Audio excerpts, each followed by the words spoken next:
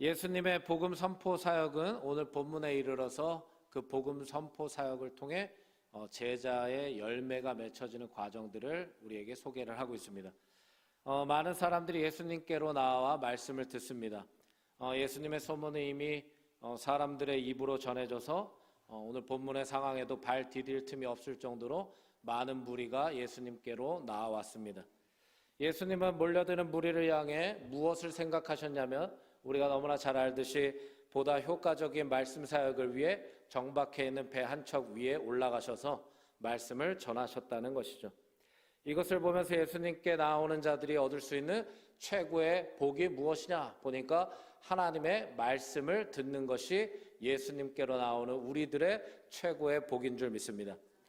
하나님의 말씀을 듣는 것이 우리에게 최고의 복이라는 것인데 이게 왜 복이냐? 마태복음 7장 11절에 너희가 악한 자라도 좋은 것으로 자식에게 줄 알거든 하물며 하늘에 계신 너희 아버지께서 구하는 자에게 좋은 것으로 주시지 않겠느냐 이렇게 말씀을 하시는 거예요. 그러니까 주님께 나오는 당신의 백성들, 당신의 자녀들을 보시고 예수님의 마음에는 가장 좋은 것을 주고 싶어 하시는 마음이 있으시다는 거예요, 없으시다는 거예요? 지금 이 순간에도 질문할 줄 모르신 건 아니잖아요, 그렇죠? 예수님은 이 밤에도 하나님께 예배하기 위해 이 자리에 온 당신의 백성과 당신의 자녀들에게 가장 좋은 것을 주시고자 하는 마음이 있으시다는 겁니다. 그 가장 주시고자 하는 가장 최고의 복이 뭐냐? 하나님의 말씀인 줄 믿습니다.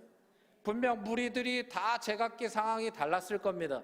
그러나 그 모든 상황과 환경과 처지와 형편을 주님이 모르실 리가 없지 않습니까? 그래서 모두에게 동일하게 주어졌을 때 가장 좋은 것이 뭐냐? 그게 하나님 말씀이라는 거예요. 그래서 오늘날도 예수님께 나오는 우리들에게 하나님께서 최고의 선물인 하나님의 말씀을 허락하실 줄 믿습니다. 그래서 이 자리는 그 말씀, 그 선물, 그 복이 임하는 자리임을 우리가 깨달아야 된다는 거예요. 그렇기 때문에 우리가 주님의 말씀을 듣고 그 말씀대로 행하는 것이 중요하다. 예수님께서는 이제 배에 오르셨어요. 오늘 본문에 보니까 배에 오르시지 않습니까? 그 배의 주인이 누구라고 합니까? 시몬이다. 우리가 잘 아는 베드로 아닙니까? 본문에는 우리가 익히 잘 알고 있는 베드로가 등장합니다. 그러면서 2절에 보니까 어부들이 배 밖으로 나와서 그물을 씻고 있었다 이렇게 말씀합니다. 그러니까 그물을 정비하면서 재정비하면서 또 내일을 준비하고 있었다라는 것을 설명하고 있는 거죠. 그러니까 하루의 일과를 다 마친 상황인 거예요. 그런데 중요한 게 시몬 베드로의 상황이 현실적인 눈으로 보았을 때는 기쁘고 행복한 상황이 아니었어요. 왜 그렇습니까? 우리가 너무나 잘 알듯이 밤이 새도록 수고했는데 생각했던 결과를 얻지 못한 상황이에요. 베드로가 지금. 어느 정도 결과가 있으면은 위안이라도 받겠는데 하나도 안 잡혔어요. 그러니까 그 마음이 얼마나 좀 아프겠습니까? 열심히 수고한 것에 대한 보상과 결과가 지금 따라오지 않고 있는 상황이 베드로의 상황인 거예요. 우리는 보통 이렇게 생각할 수가 있지 않습니까? 내가 이 정도 했으니까 이런 결과가 나한테 오는 게 당연하다라고 생각할 때가 있어요. 한 만큼의 결과를 얻는 게 당연하다고 생각하는 거죠, 그렇죠? 근데 전혀 그 결과와 보상이 내가 수고한 만큼 얻어지지 않았을 때 우리는 어떻게 반응할 수 있어요? 많은 타격을 입지 않습니까? 슬프고 또 마음이 아프고 낙심할 수도 있고 절망할 수도 있어요. 그러나 베드로는 어땠다는 겁니까?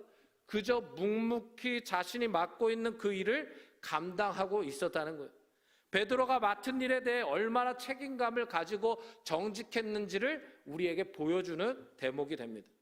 그러니까 어려운 순간이지만 그럼에도 불구하고 베드로는 꾸준히 해왔던 이 어부로서의 일, 이 책임감과 정직함을 버리지 않고 다시 결과가 어떻든 그물을 재정비하는 일에 매진했다는 거예요. 그러니까 준비했다는 거죠. 내일을 준비했다. 우리도 이와 같이 준비되어져야 할 부분이 분명 있어야 된다는 겁니다. 특별히 신앙생활의 영역 안에서 혹여나 내가 수고한 만큼의 결과를 얻지 못해서 낙심한 성도들이 종종 보일 때가 있어요. 하지만 우리가 알아야 할 것이 뭡니까? 결과와 때는 하나님이 정하신다는 거예요.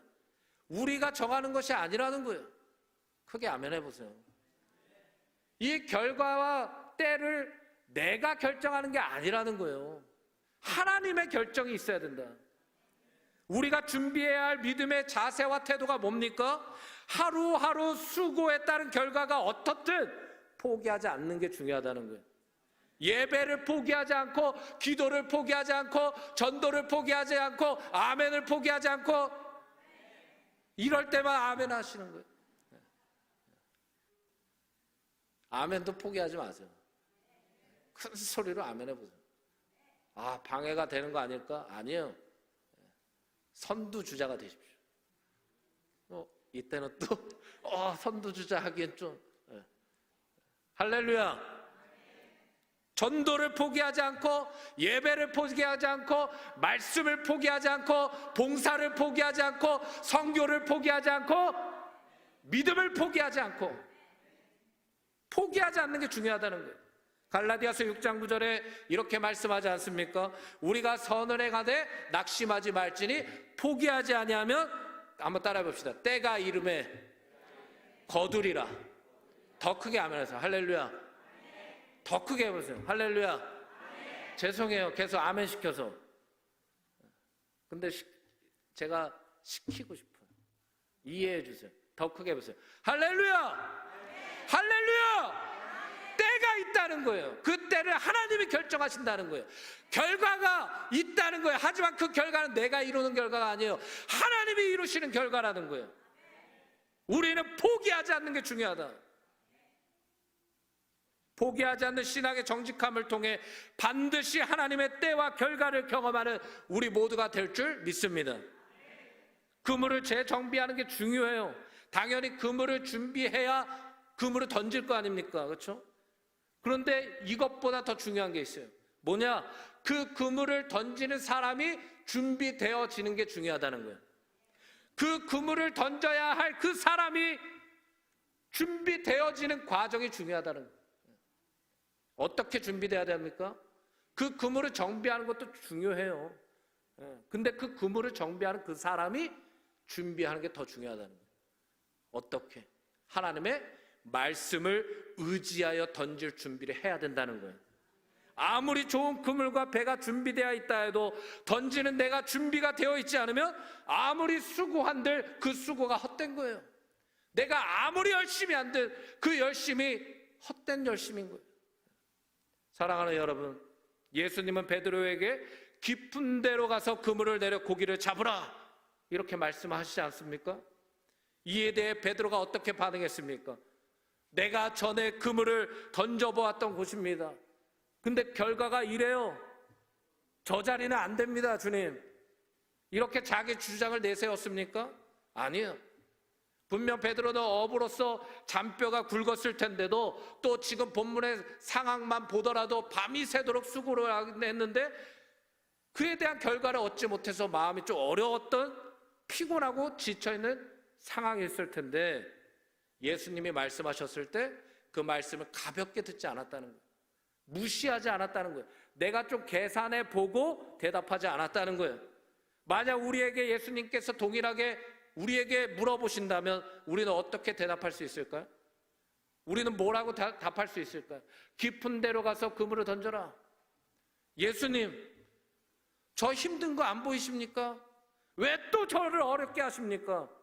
지금 다 해봤으니까 내일 할게요. 꼭 지금 해야 되는 겁니까? 이건 제가 좀 더 지식이 있고 제가 경험을 많이 한 거니까 좀 기다려보세요 라고 할 수도 있을 것 같아요.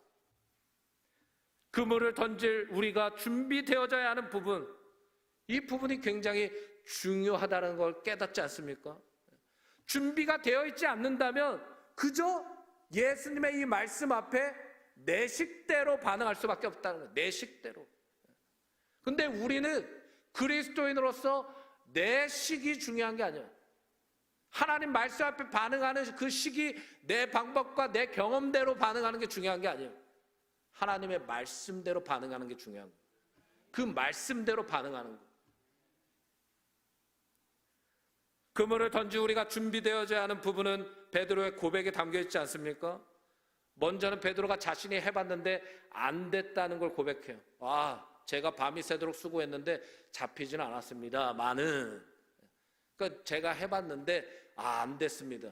인정하는 거죠. 제 한계가 여기까지입니다. 고백하는 거죠. 나를 아는 거예요. 내가 이렇게 해봤습니다. 근데 안 됐어요. 맞아요. 저는 안 됩니다. 우리가 하나님 빠진 인생이라고 생각해 보세요. 내 인생에 하나님이 다 빠져 있어요. 그럼 내 인생을 지탱하는 게 뭐가 될까요? 뭐가 내 인생을 지탱할 수 있을까요? 지금 우리 성도님들의 삶을 지탱하는 게 뭡니까? 하나님이 빠진 인생이라고 생각해 보세요. 그럼 세상적인 것밖에 더 있어요? 근데 세상은 영원하지 않잖아요. 할렐루야. 하나님의 말씀이 영원한 겁니다. 말씀에 의지하여 내가 그물을 내리리이다. 할렐루야. 베드로도 분명 예수님의 가르침을 들었을 거예요. 그렇죠? 시간이 짧고 긴 게 중요한 게 아니죠. 베드로도 그 말씀에 노출되어 있는 상황이 있었으니까, 예수님의 가르침에 선포되어질 때 그 자리에 있었으니까 그 말씀을 베드로도 들었을 겁니다. 그런데 그 말씀이 베드로에게 어떤 역할을 했느냐, 어떤 능력으로 역사했느냐. 여러분, 말씀은 살아있습니다. 좌우의 달성 어떤 것보다도 예리하다고 했어요. 그 말씀이 증거되어지는 어디든 말씀은 우리의 혼과 영과 또 심령과 간절과 골수를 찔러 쪼개기까지 하는 능력으로 우리에게 역사한다고 했습니다. 왜? 말씀이 곧 하나님이시기 때문에.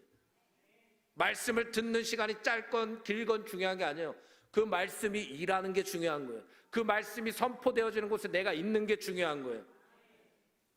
그 자리에 있으면, 하나님의 말씀으로 내 삶을 노출시키면 분명히 우리의 고백이 달라집니다. 아멘 좀 해보세요. 말씀으로 나를 노출시킬수록 내 고백이 달라진다는 거예요. 내가 이렇게 해봤습니다만은 전 안 됩니다. 하지만 말씀에 의지하여 그물을 내리겠습니다. 이 고백이 나오는 거예요. 들음에서 믿음이 생기지 않습니까? 베드로가 갑자기 믿음이 강하게 생겨서 말씀을 의지하겠다고 하는 건 아니었을 거예요. 그의 고백에 예수님을 선생님이라고 지칭하지 않습니까? 그러나 중요한 게 뭐예요? 아주 작은 믿음일지라도 하나님의 말씀에 순종하겠다고 하니까, 하나님의 말씀에 한번 제가 그 말씀 따라서 그물을 내려보겠습니다. 강력한 믿음은 아니었을 거예요. 하지만 그 말씀을 조금이라도 들었어요. 베드로가 그 말씀에 조금이라도 반응하는 거예요. 제가 예수님이 선생님이 말씀하시는 거 한번 그대로 해볼게요. 결단한 거죠. 작은 결단이겠죠. 작은 믿음이겠죠. 근데 그게 하나님의 말씀에 대한 순종이니까, 사람의 말이 아니라 하나님의 말씀에 대한 순종이니까 기적이 일어나는 거예요. 그렇습니다. 우리에게 필요한 준비가 바로 이거예요. 우리의 고백에서 말씀을 의지하겠습니다. 말씀대로 행하겠습니다. 말씀이 내 삶의 기준이 되게 하겠습니다. 라는 고백부터 살아나야 된다는 거예요. 이 고백부터 힘있게 내 입술을 통해 외쳐져야 된다는 거예요. 이 사람이 내 고백 들으면 어떡하지? 그렇게 두려워하는 게 아니라, 내가 고백하면 그대로 해야 되는데, 미래를 걱정하는 게 아니라, 내가 이렇게 안 살아왔는데 과거를 회상하며 나의 한계를 결정하는 게 아니라, 하나님이 나에게 지금 주시는 말씀에 반응하는 거예요. 말씀에 노출시킬수록 이 믿음은 커집니다. 그래서 예배하라는 거예요. 내가 예배하지 않을수록 순종의 폭은 제한될 수밖에 없어요. 왜? 내가 할 수 있는 게 없거든요. 한계가 그어져 있는 걸 내가 과감히 주님의 말씀에 순종한 적도 없고, 순종해야 기적이 일어나죠. 아멘. 순종해야 기적이 일어나죠. 말씀을 좀 들어봐야 아, 하나님의 말씀이 이렇구나. 이 말씀의 능력이 이렇구나. 경험을 하죠. 근데 그렇게 나를 말씀에 노출시킨 적이 없다면 순종의 폭이 범위가 좁을 수밖에 없어요. 내 한계 영역만큼 순종하는 거예요. 근데 하나님의 말씀은 우리의 한계를 깨트리는 거예요. 그래서 말씀을 들어야 되고 말씀을 읽어야 되고 말씀 옆에 내가 서 있어야 되는 거예요. 말씀은 우리의 한계를 깨트립니다. 우리의 기도의 영역을 깨트리는 거예요. 땅끝까지 범위가 확대되게. 돈을 의지하는 게 아니에요. 세상을 의지하는 게 아닙니다. 사람을 의지하는 게 아니에요. 내 명예를 의지하는 게 아닙니다. 내 경험을 의지하는 게 아니에요. 내 지식을 의지하는 게 아니에요. 내 직분을 의지하는 게 아니란 말이에요. 나를 인정해주고 존경해주는 그 인기에 내가 그것 때문에 의지하는 게 아니에요. 우리는 하나님 말씀을 의지해야 돼요. 영적인 우선순위가 확실해야 됩니다. 영적인 질서가 확실하게 정립이 되어 있어야 된다는 거예요. 6절에 한번 따라해 볼까요? 그렇게 하니. 더 크게 그렇게 하니. 이게 말씀에 대한 베드로의 순종의 모습이었다는 거예요. 그렇게 했다. 작은 믿음일지라도, 작은 결단일지라도 그 결단과 믿음이 하나님 말씀과 결합될 때 그렇게 하는 역사가 일어납니다. 그렇게 하는 거예요. 다른 말로는 말씀하신 그대로 했다는 거. 말씀하신 그대로 했다. 이 말의 의미는 즉각적인 순종을 의미합니다. 말씀하신 대로 움직였다는 거예요. 더하거나 빼지 않았다는 거예요. 말씀하신 대로 한번 해보세요. 주님이 말씀하시는 대로 해보세요.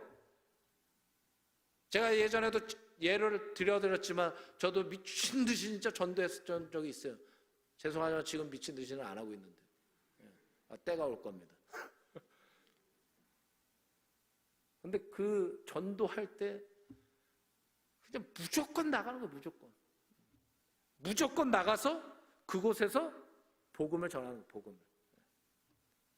뭐 제가 계산하는 게 아니에요. 그대로 하는 거예요. 주님이 시키셨으니까 때를 얻든지 못 얻든지. 그래서 그 당시에 김포 한강 신도시에서 제 얼굴을 모르는 사람들도 많았겠지만 또 아는 사람들도 많았어요. 제가 하도 돌아다니니까. 그러니까 우리가 말씀하시는 대로 한번 해봐야 돼요. 예배도 한번 그렇게 드려보고 기도도 정말 간절하게 해보고 주님을 찾아보고 전도도 해보고 선교도 해보고 그 말씀대로 해보는 게 중요한 거예요. 내 경험대로 하는 게 아니라 다시 말씀드립니다. 말씀은 우리의 한계를 깨트립니다. 말씀이 들어가면 우리의 한계가 깨지는 거예요. 내 경험이 깨지는 거예요. 지식이 깨지는 거예요. 주님은 우리를 계속 깨트리시는 이유가 있어요. 왜? 그릇을 키우려고. 교회도 마찬가지 아닙니까? 교회도 하나님이 깨트리시는 부분들이 있어요. 왜? 기도하라고 더 큰 사역 맡겨주시고자. 거기에 안주하지 말라는 거예요. 신앙이 뭡니까? 계속 깨지는 겁니다. 하나님 앞에서 내가 계속 깨지는 게 신앙이에요. 이 순종은 결과를 내가 정해놓고 하는 순종이 아닙니다. 결과는 우리가 몰라요. 하지만 중요한 것은 하나님의 말씀이 내 안에 임했다는 게 중요한 거예요. 그리고 그대로 내가 행할 때 기적이 일어난다.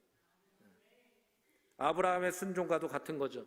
창세기 12장 4절에 이에 아브라함이 여호와의 말씀을 따라갔다. 너는 너의 본토 친척을 떠나라. 적응되어져 있는데 잘 살아왔는데 떠나라는 거예요. 근데 떠납니다. 그렇죠? 말씀이 임하니까 떠나는 거예요. 삶에 주어진 모든 것보다도 아브라함에게 말씀이 중요했기 때문에 떠난 거예요. 누가 말씀을 중요하게 여길 수 있어요? 그 말씀을 믿는 사람. 말씀을 믿으십니까? 그 말씀이 무엇보다도 중요하셔야 됩니다. 노아도 하나님께서 방주를 만들라고 하셨어요. 이해가 됩니까? 이해가 안 돼요. 순종은 내가 이해해서 하는 게 순종이 아닙니다. 믿기 때문에 하는 게 순종입니다. 믿기 때문에 순종하는 거예요. 우리도 그 믿음이 있기를 주의 이름으로 축복합니다. 말씀에 대한 이 순종은 기적을 경험하게 하는 열쇠가 되었어요. 그대로 깊은 데로 가서 금을 던지니까 기적을 경험하게 되는 겁니다. 지금까지 신앙생활해 오시면서 얼마나 많은 기적을 경험하셨습니까? 기적은 하나님의 살아계심을 내가 보는 거예요. 경험하는 거예요. 신앙생활에서 얼마나 많은 기적을 지금 체험하고 계십니까? 그물이 찢어질 정도로 가득 물고기가 잡힌 이 기적의 역사들이 우리의 신앙생활에서도 있어야 될 줄 믿습니다. 예수님의 말씀에 순종했을 때 배나 그물이나 만들어진 그 목적대로 풍성하게 쓰임받지 않았습니까? 초라한 배가 아니었어요. 초라한 그물이 아니었단 말이에요. 가득 채워지고 풍성하게 채워진 줄 믿습니다. 그럼 우리는 사람 아닙니까? 물건이 아니잖아요. 우리를 누가 창조하셨어요? 하나님이 창조하셨죠. 이 배와 그물도 풍성하게 채워졌는데 우리 사람은 어떨까요? 주님이 책임져 주시는 거예요. 주님이 책임져 주시는 거예요. 말씀에 순종하는 자를 주님이 외면하지 않으십니다. 그 말씀을 가장 가치 있게 여기고 중요하게 따르고자 하는 당신의 백성들을 주님은 포기하지 아니하시는 거예요.